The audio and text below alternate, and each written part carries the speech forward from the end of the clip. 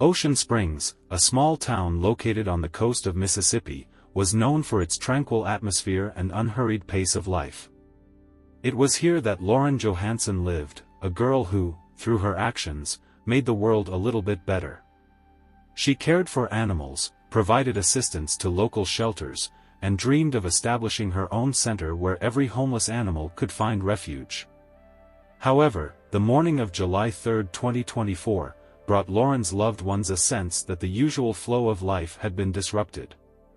The girl did not return home, and her phone remained out of reach. A mysterious message sent from her number caused alarm for Lauren's father.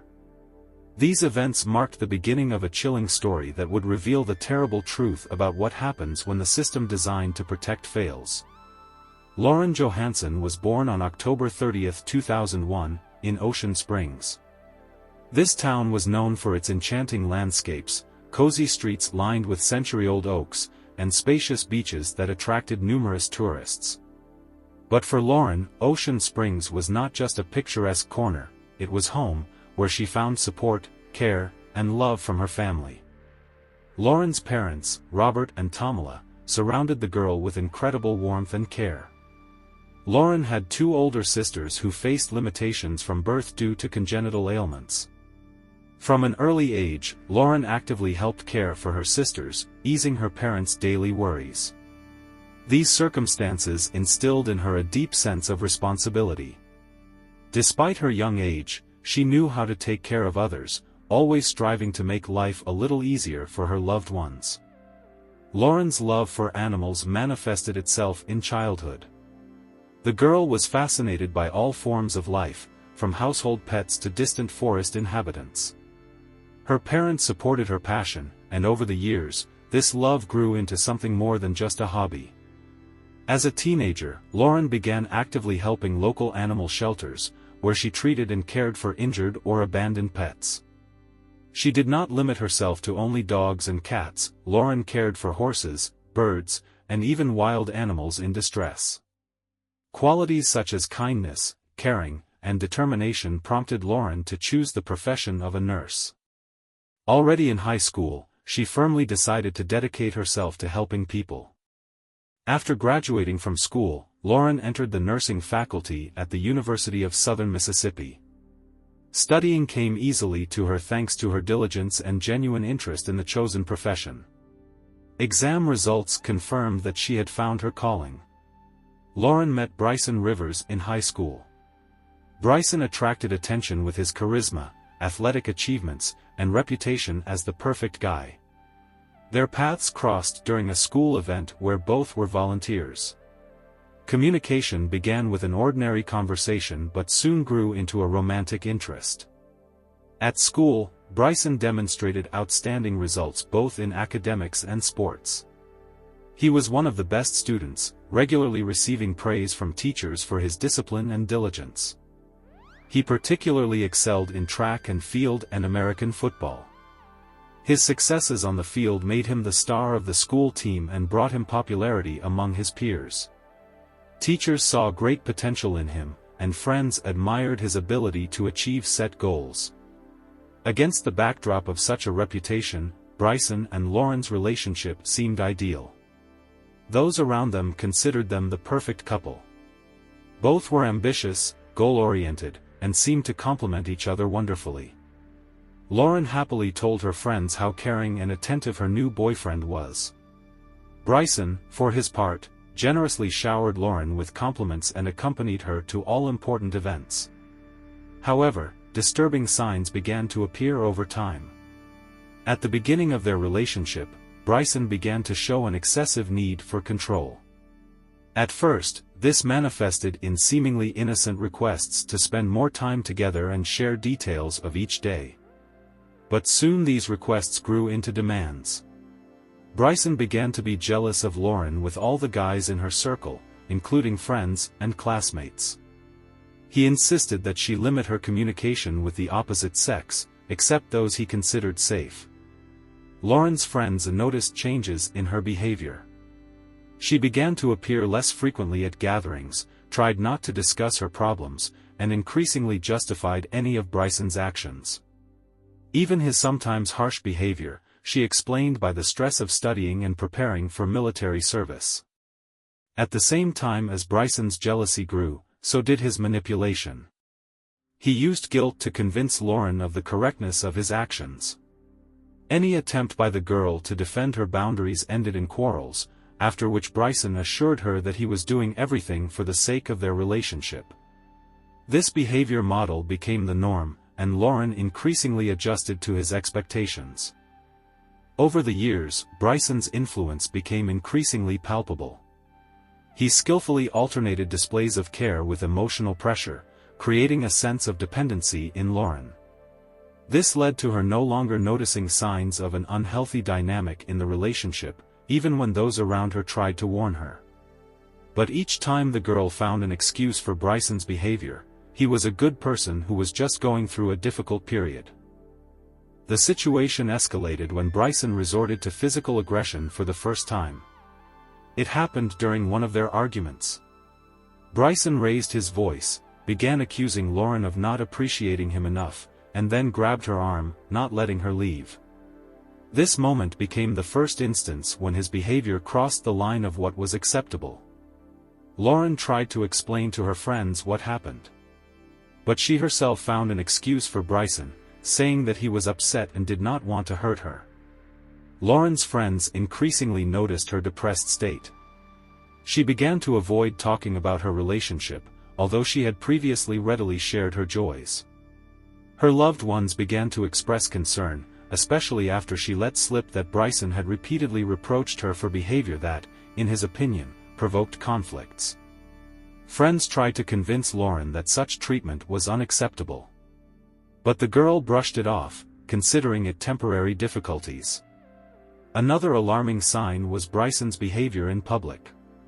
He could abruptly interrupt Lauren during a conversation or make a remark to her if he felt she was attracting too much attention. One such incident occurred at a gathering with friends when Lauren simply thanked the waiter for the service. This gesture annoyed Bryson, and he spent the entire evening demonstratively expressing his displeasure, reminding her of it in conversation.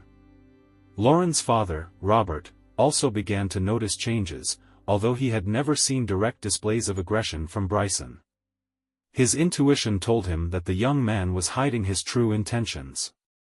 He tried to talk to Lauren several times, but she refused to acknowledge any problems, explaining that Robert was too picky and just wanted to protect her. The culmination was that Lauren completely stopped sharing her feelings with those around her.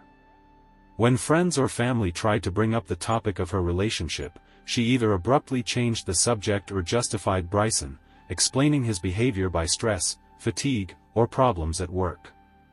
The idea that she herself had to work on not provoking him became entrenched in her mind. These signs of aggression and manipulation locked Lauren in a vicious circle. She increasingly distanced herself from those who could help her and increasingly succumbed to Bryson's pressure. Her inner conflict became apparent to her loved ones, but they could not influence her decision. Lauren believed that she could handle the situation. She did not realize that she had already fallen into emotional and psychological dependence on her partner.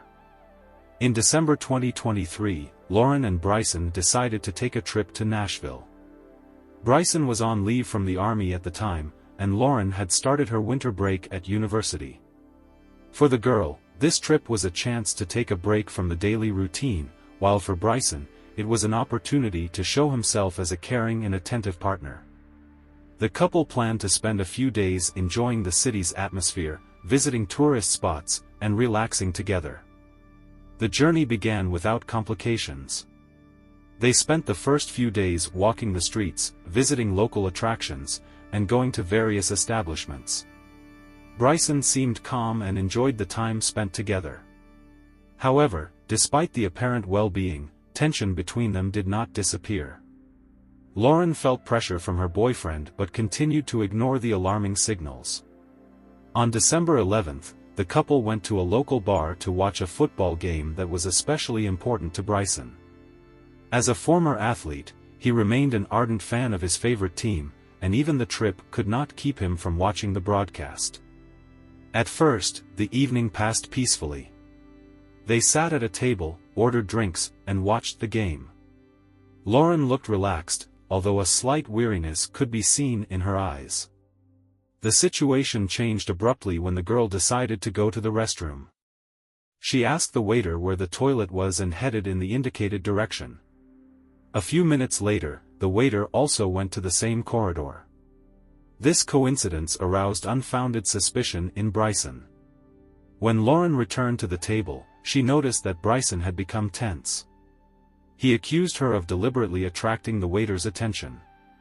An argument flared up instantly.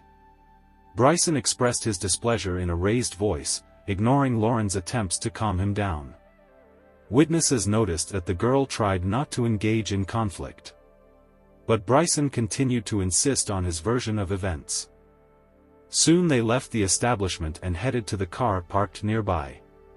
Once in the car, the tension reached its peak. Bryson locked the doors so Lauren couldn't get out. He took her phone away, depriving her of the opportunity to call for help, and began yelling at the girl. Then his anger escalated into physical aggression. Bryson began beating Lauren, disregarding her screams and attempts to defend herself. The girl tried to attract attention by banging on the windows and pressing the horn. But unfortunately, there was not a single living soul nearby at that moment. After a few minutes of abuse, Bryson started the engine and drove down deserted streets, ignoring Lauren's pleas to stop. He threatened her, promising to leave her body in the woods where no one would ever find it. After a few minutes, he parked in an empty lot where the assault continued. In desperation, Lauren tried to reach for her purse to get the gun she carried for self-defense. But Bryson thwarted her attempt, snatching the bag from her hands. The abuse lasted about an hour. The whole time, Lauren endured unbearable cruelty. Bryson not only continued to strike her but also threatened her while remaining completely cold-blooded. In the audio recording that Lauren managed to turn on her phone, he could be heard saying with indifference that her head was starting to look like a bowling ball. Lauren's rescue became possible thanks to a call from Bryson's mother, which he made in the midst of the attack. The girl screamed, begging to call the police. The woman immediately realized that something terrible was happening and contacted law enforcement, although she did not know the couple's exact location. Fortunately, Lauren's father was able to determine where she was using a tracking app installed on the phones of family members. When the police arrived at the scene, they heard Lauren's screams coming from the car. The officers immediately opened the door and saw that Bryson was still holding the bloodied and beaten girl. Her face and body were covered with numerous injuries, she could barely speak. Bryson was instantly arrested, and Lauren was taken to the hospital. The girl's condition shocked the medics. Numerous bruises, swelling, and hemorrhages testified to the unbearable pain she had endured. However, despite everything that had happened, Lauren refused to file a report. She explained her decision by not wanting to ruin Bryson's life and his career in the army. While in custody, Bryson repeatedly tried to contact Lauren, using the inappropriately granted freedom in prison. During the calls, he persuaded her to change her testimony, promising that he would never harm her again. Succumbing to his manipulations, Lauren agreed to change the initial version of events, which significantly affected the course of the case. After Bryson Rivers' arrest, he was placed in custody pending trial for the assault on Lauren. Despite the seriousness of the charge and the evidence of his guilt, including the audio recording and the victim's own testimony, the court ruled on the possibility of release on bail. The initial bail amount was set at $250,000, which at that time guaranteed Bryson's detention. 6 months later, Bryson, together with his lawyers, filed an appeal to reduce the bail amount. The judge granted their petition, reducing the bail to $150,000. This decision surprised many, including Lauren's family, who believed that lowering the bail increased the risk of new attacks. Nevertheless, Bryson's mother posted the required amount, and he was released before the start of the trial. According to the terms of release, Bryson was to be fitted with an electronic bracelet with GPS functionality to track his movements. He was forbidden to leave the boundaries of Nashville, approach Lauren, or try to make contact with her. However, due to bureaucratic issues, these conditions were not properly met. The police officer who accompanied Bryson to the GPS bracelet installation center did not receive information about the strict restrictions. As a result, the bracelet was set up incorrectly, and its parameters did not take into account the prohibition on leaving the city. This became possible due to a lack of coordination between different departments. The documents with the release conditions were not transferred to the appropriate center in time, so the employees who set up the bracelet had to rely on Bryson's own words. He provided false information, not mentioning the ban on leaving Nashville and approaching Lauren. A few days after his release, the bracelet's battery began to run low. Bryson received a message about the need to charge the device but ignored it. When the bracelet was completely discharged, control over Bryson's movements was lost. This fact became known to the employees of the monitoring center, but no operational actions were taken. They did not notify the police in time, which allowed Bryson to violate the conditions of his release unhindered. Lauren's family found out about this only a few days later. Robert, Lauren's father, was warned by law enforcement officials that the bracelet was no longer functioning and Bryson's whereabouts were unknown. However, instead of taking immediate action, the police limited themselves to transmitting this information through a voice message left on Robert's answering machine. Realizing that the police were not taking the situation seriously enough, Lauren's family decided to act on their own. Robert contacted the local police department, demanding that urgent measures be taken to search for Bryson. He also insisted on checking the GPS device in his daughter's car to prevent a tragedy and find out Bryson's possible whereabouts. Despite the family's efforts, the search for Bryson remained fruitless. Several days after the bracelet stopped working, his location was still unknown. Robert repeatedly tried to get the police to take more active steps, emphasizing the direct threat to his daughter's life. The situation escalated on July 2, when the police received official confirmation of a violation of the release conditions. By that time, Bryson was already in an unknown location, and his phone was turned off. Law enforcement officials issued a warrant for his arrest, but this decision turned out to be belated. There was no longer any time to prevent the consequences. On the day of Lauren's disappearance, her father tried to contact her again. His calls went unanswered.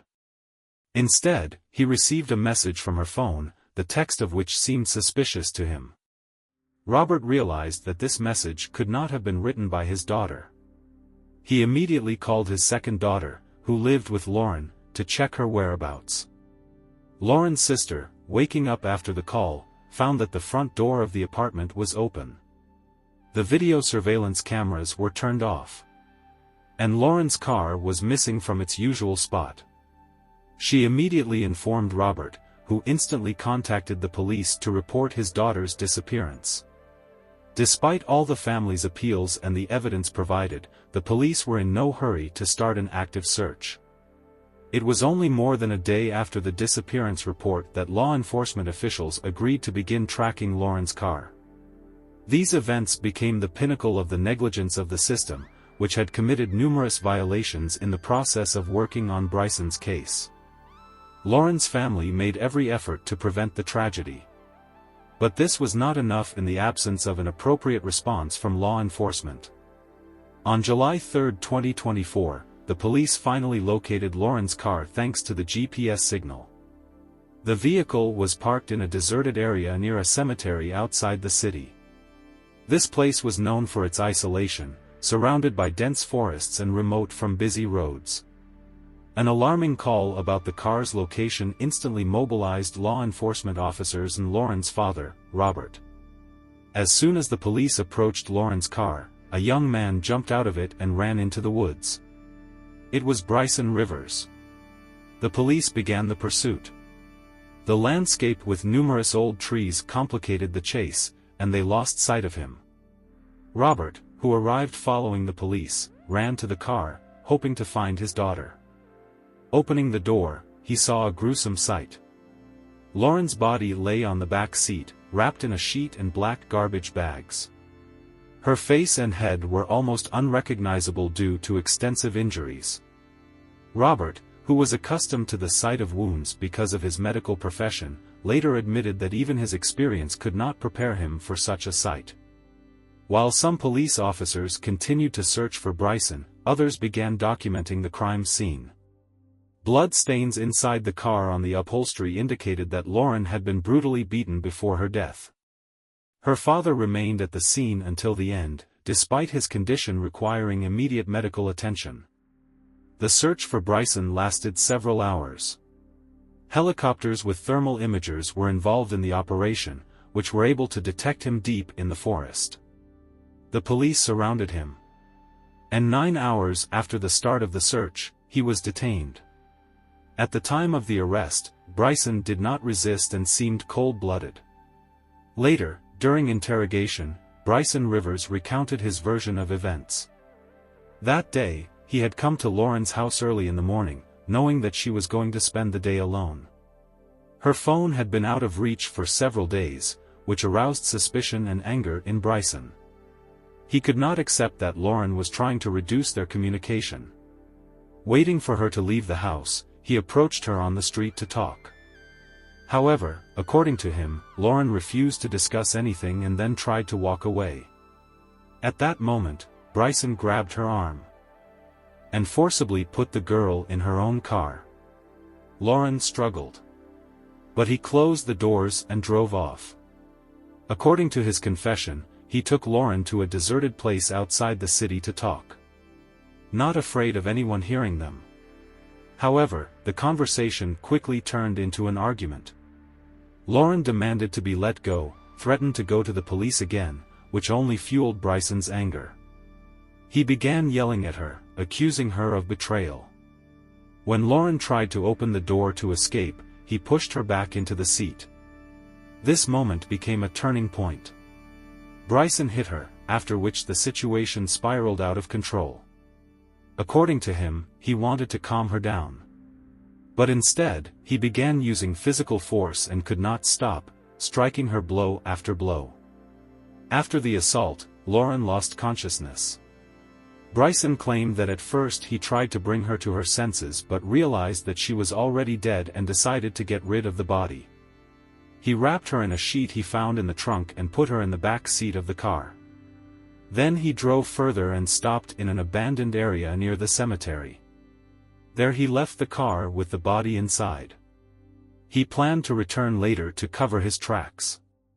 However, the police, who were tracking his movements, found the car before he could carry out his plan. The news of Lauren's tragic death and Bryson's arrest caused a wide public outcry. The media covered not only the tragedy itself but also the numerous mistakes of the law enforcement system that allowed him to avoid proper control after being released on bail. Lauren's family, in a state of deep grief, issued a statement urging the public to pay attention to the problems in the justice system that led to this tragedy. Bryson's mother, who posted his bail, also faced scathing criticism. Many questioned whether she realized that her actions could lead to such consequences. The decision itself provoked strong condemnation from the public, although Lauren's family never openly accused her. At Lauren's funeral, friends, relatives, and numerous residents of Ocean Springs gathered, stunned by this story. For everyone, the girl remained a shining example of kindness, dedication, and the desire to help others.